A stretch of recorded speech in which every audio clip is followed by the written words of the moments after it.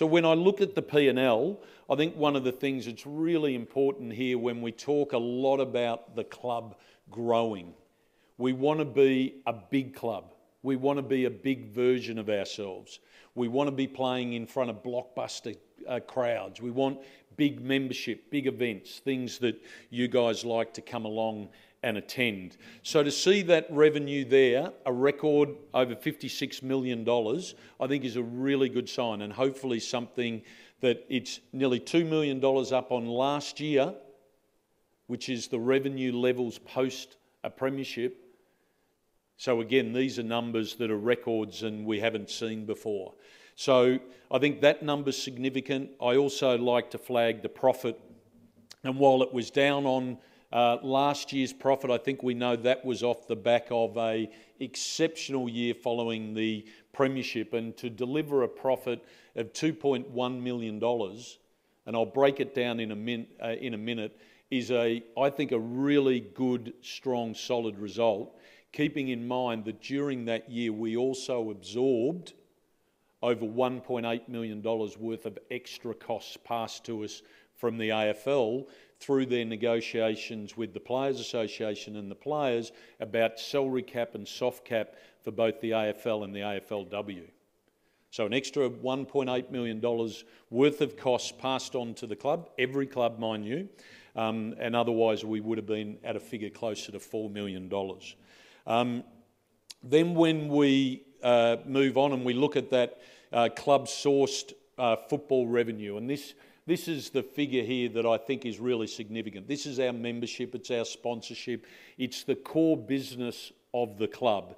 And when we see it at $36 million, and I break that down, we see again, I talked about every single one of the revenue streams is at record levels. Sponsorship, corporate hospitality, a record of $12.3 million, up nearly $650,000. Membership, over 71,000 memberships, and growth in that all-important kids and family space that we've talked a lot about.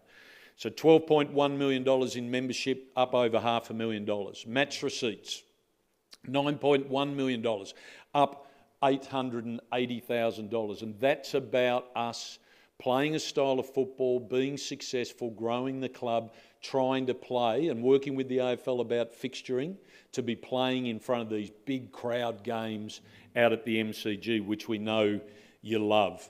Now, the merchandise is a record with an asterisk. Now, the reason why I've put that there, you see we've gone back over $2 million. That record is a record for every other year except last year following the premiership. And to put that in perspective, that $3.5 million worth of merchandise, in normal years for this club, we were doing like $500,000 to $600,000 worth of merchandise in a good year.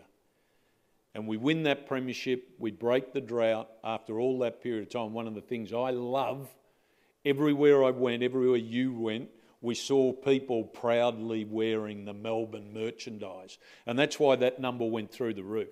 That's not only an amazing record for us, that's, I think, the second highest merchandise result of any club ever, way up there.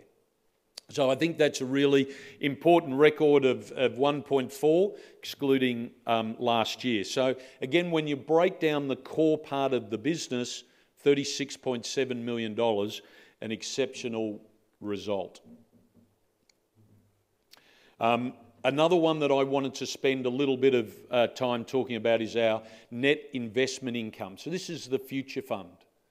And we're going to talk a little bit about it. I'm going to get David to go through a bit about the future fund, a bit about the strategy, a bit about the governance that sits behind it. We've talked about it before, but I think when we were talking about it in theory of selling the Bentley Club, setting up a future fund, and this is what we're going to do, I think it's really important to come back to it now that we've sold the Bentley Club, we've created the future fund, the money's fully invested.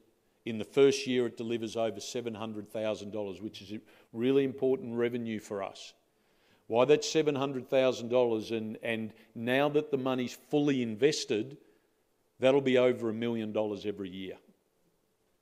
Why that future fund is so important is it's because it's not related to playing on the weekend, where we sit on the ladder, whether we're winning or losing, where the momentum of the club is. That's $1 million every year through the future fund investments coming through the club, and that builds a real resilience in the club as well. Now, one of the other areas I wanted to talk about is this area of expenditure, because as we grow our revenues and we grow membership, it costs more to fulfil those membership packages, takes more people to service that amount of members. When we're running bigger events, when we've got bigger sponsors spending more money, we need more staff and more people looking after. So you'll see as a result of that increased record expenditure, there's an operating expenditure cost increase of about $500,000. Now, I want to take out one key area of that number there as well, because I read in the paper recently that figure had $400,000 of legal costs incorporated into that with the action and our dealings with ex-President Glenn Bartlett. I can tell you now, within that $500,000 figure, there's $90,000.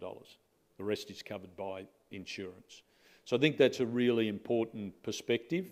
It's not uncommon that I read things in the paper that certainly don't match up to the reality of our numbers.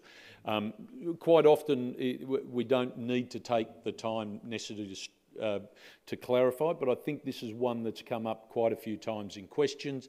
It's a big number, and I think it's something that's really important to address. So within that $500,000, you have the normal operating increases of producing such a big jump in revenues, but also $90,000 worth of legal costs in there. One of the other areas that I want to go into, which is this, I've combined it for everyone here because it would have been in the financials, to see an increase of $2.7, nearly $2.8 million in the running of our AFL and AFLW programs. And like I said, none of that is part of negotiations that have taken place with the club. That's the AFL dealing with the Players Association, dealing with the players, coming up with new soft cap and salary cap amounts, and that's passed to all clubs. What I had done is I've highlighted the $956,000 at the top there. That's the increase amount of money that comes through from the AFL at the same time as those increases. So quick maths, you can see there's a difference of $1.8 million.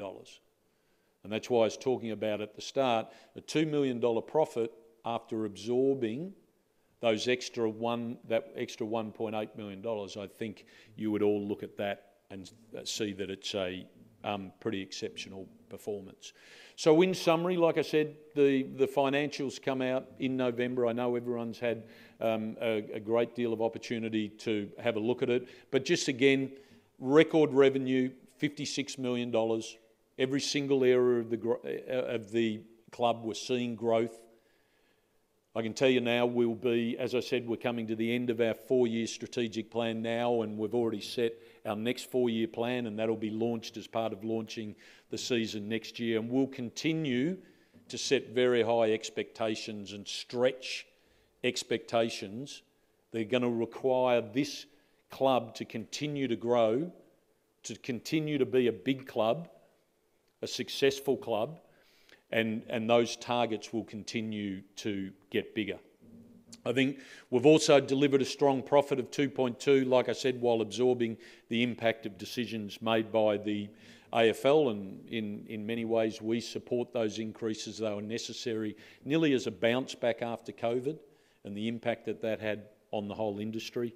And I think another really important sign there is you see that we're starting to see that future fund. It's now in place, it's now fully invested, it'll now continue to deliver a regular stream of revenue as it comes through. So that just gives you a little bit of an idea of the financial position.